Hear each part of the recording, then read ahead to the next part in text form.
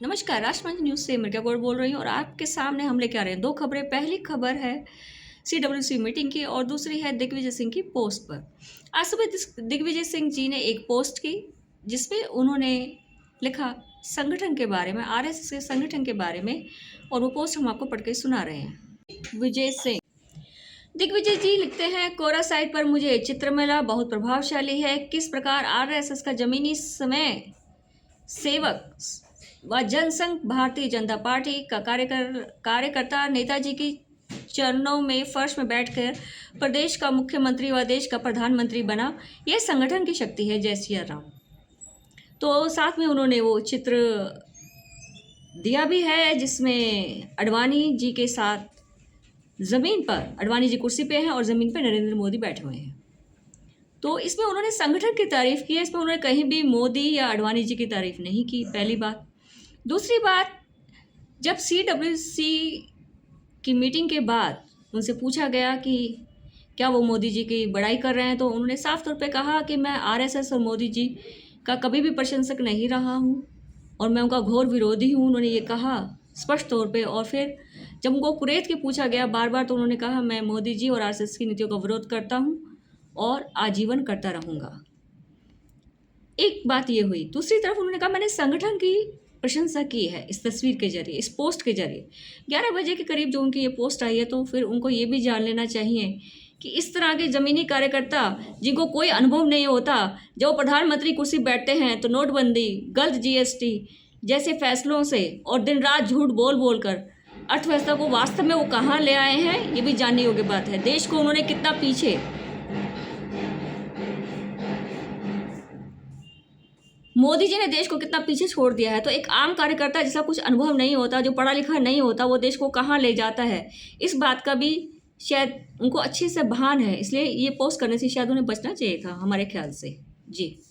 दूसरी, आज सीडब्ल्यूसी की मीटिंग के बाद, आज है 27 दिसंबर 2025 और कांग्रेस की सीडब्ल्यूसी मीटिंग में सभी कांग्रेस के शीर्ष नेता, खड़गे साहब, राहुल गांधी जी, सोनिया जी, कर्नाटक के सीएम, डिप्टी सीएम और कांग्रेस के सभी प्रदेशों के प्रतिनिधित्व करते हुए प्रदेशों के शीर्ष नेता उपलब्ध थे और सभी ने बढ़ चढ़ के भाग लिया और सभी ने मनरेगा के प्रति अपनी प्रतिबद्धता को निर्धारित किया और उसे पढ़कर बोला।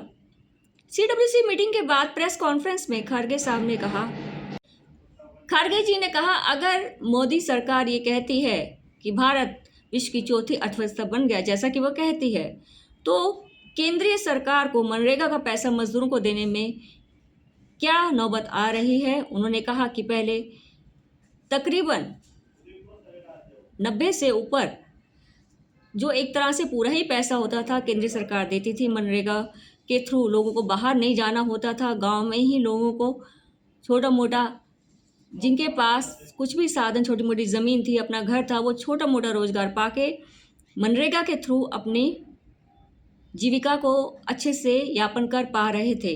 और मनरेगा का भार अब अगर राज्यों पे लादा जा रहा है, तो ये एक तरह से मनरेगा को ख़त्म करने की साजिश है।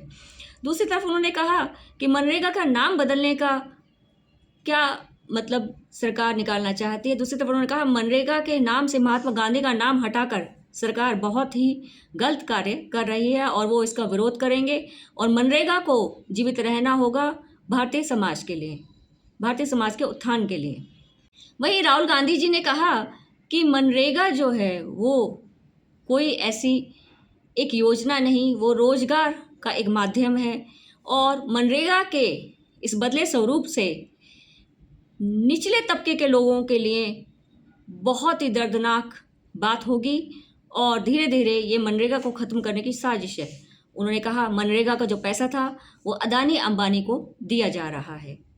उन्होंने कहा सरकार बैंक से करोड़ों रुपया जो है, दोनों ने यही कहा, खड़गे साहब ने भी और राहुल गांधी जी ने भी, सरकार बैंक से करोड़ों रुपया, अरबों रुपया, खरबों रुपया पूंजीपतियों को दे रही है, पर मनरेगा के मजदूरों को देने के लिए, मनरेगा के किसानों को देने के लिए सरकार ने हाथ खड़े कर लिए हैं। और इसके विरोध में कांग्रेस पार्टी और संपूर्ण विपक्ष देशव्यापी आंदोलन करेंगे, ये उन्होंने सुनिश्चित किया। आज प्रेस कॉन्फ्रेंस में उन्होंने यही बताया।